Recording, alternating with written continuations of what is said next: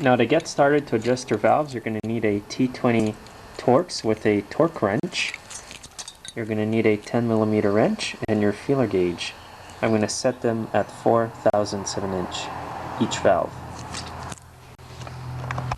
So I'm just going to use a regular torque wrench to start with, and when I'm done I'll torque it with the other wrench. Just insert it in there and loosen the little torque screw inside the shaft. So as you can see, I've inserted the feeler gauge between the valve and the rocker arm. If you have somebody with you, you might want to get them to hold it for you. So now what I'm going to do is just insert my wrench in there, and the nut here is what tightens up the valves or loosens them. So I'm going to hold the torque screw in there, turn this, and then feel how my valves are. When you feel it's getting tighter, check to see how the play is between the valve and the feeler gauge. It's a bit tight right now, so I'm just going to back off a bit here and then snug this. Now it's a bit loose, so I'm going to repeat the process. First you have to loosen the torque screw, then tighten up the nut a bit. Not much. Now that I think I've got it set right, I'm going to torque the torque screw here. Hold the 10mm wrench so the nut doesn't turn. And the manual calls for 45 pounds for the torque on the torque screw. My torque wrench clicked, and I'm going to leave it like that. Now I'm going to check the feeler gauge. It's snug, so I'm going to leave it there like that. So this valve looks like it's set properly. Now I'm going to insert the feeler gauge in here and repeat the process on the bottom valve. So again, insert your wrench on the nut.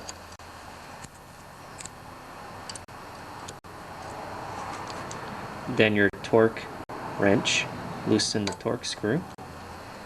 Now turn the nut less than the quarter of a turn at a time, and then check your feeler gauge.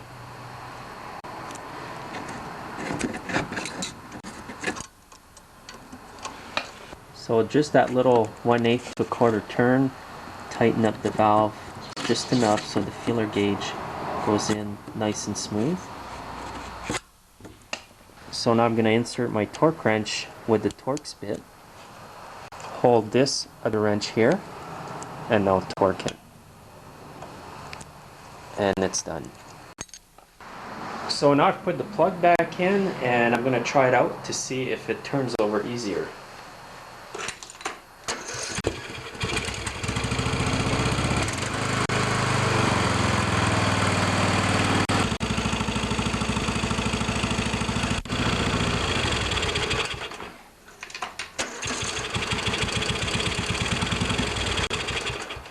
So now that it runs good, you can put the valve cover back on, and if it doesn't turn over well at 4 thousandths of an inch, just repeat the process and use 3 thousandths of an inch to close the gap even smaller, and that'll make it easier to start. What happens when the gap between the valve and the rocker arm is too large, the valve isn't opening on time to release all that compression that's built up in the cylinder.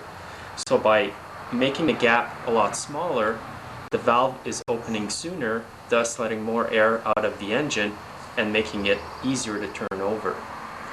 So you know at this point that the starter's good, just save yourself 150 bucks. I do know that some mechanics or crooks would actually adjust the valves and then charge you for a new starter. So if you're not sure and you bring it into the shop, just basically mark your starter with a mark somewhere that only you know where it is, and then when you get it back, if they say it's been changed, you'll know if they're telling you the truth or not.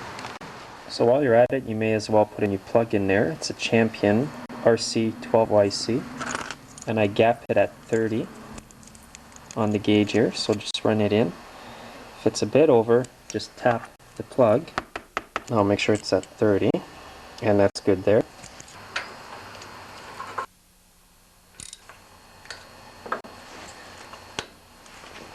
Now you can run your engine like I did for a bit and then check the gap again, but if you check the gap again, make sure that the motor is at top dead center on the compression stroke, with the engine turned a 1/4 inch, and then put your feeler gauge in there and check it again. Make sure that the 2 torque screws inside the nuts here are torqued at 45 pounds, and that's it. Now the head gasket, if it's good like this, you can reuse it. You can put just a bit of RTV silicone around that and stick it back on. If you're putting RTV silicone, make sure that all the oil is wiped off, and just put a small film.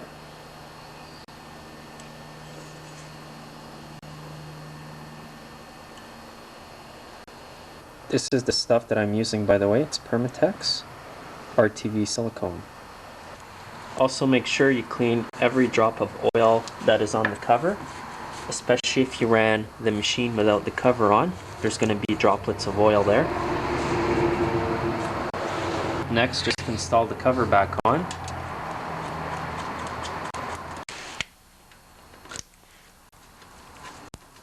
I basically just snugged the bolts right now, so tighten this one up, then go down here,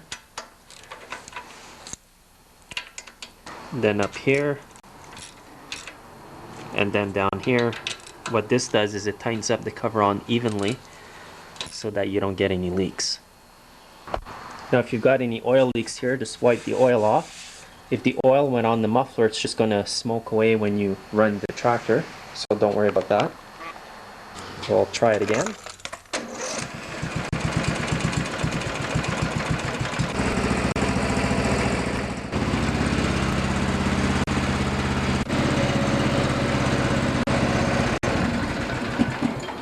So if you do this yourself, you're going to save yourself a lot of money.